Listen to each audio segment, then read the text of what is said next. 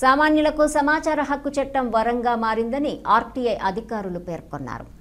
జిల్లా కలెక్టరేట్ కార్యాలయంలో జరిగిన సమాచార హక్కు అవగాహన సమావేశానికి రాష్ట్ర ప్రధాన సమాచార కమిషనర్ చంద్రశేఖర్ రెడ్డితో పాటు జిల్లా కలెక్టర్ సందీప్ కుమార్ ఝా హాజరయ్యారు. సమాజంలోని ప్రతి వ్యక్తికి సమాచారం తెలుసుకునే హక్కు ఉందని, ప్రజా సమాచార అధికారి సంపూర్ణ అవగాహన కలిగి ఉండాలని పేర్కొన్నారు.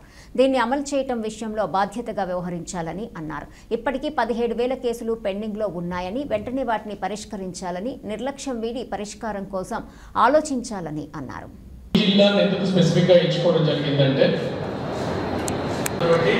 రిలేషన్షిప్స్ లో మనం సర్వీస్ రిజిస్టర్ అనేది మెయింటైన్ చేస్తాం.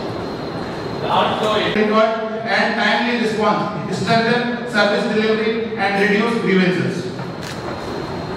Honorable Chief Information Commissioner and members, thank you for your leadership. We assure full cooperation in today's program and in implementing your guidance in letter and spirit, sir. Together, let us make transparency a daily habit of governance in our district. Welcome and thank you.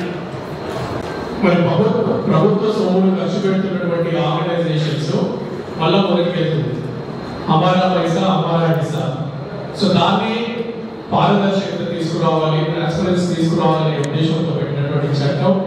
So ఇందులో భాగంగా మరి information అంటే ఏంటి అంటే దాంట్లో వల్ల including High Court, they have PAO. Including Supreme Court, they have PAO. Who has to answer to the public? Public office lo ఉన్నటువంటి information, everything belongs to public, not you and me. It belongs to public, so it has, whenever they ask for it, it should be shared.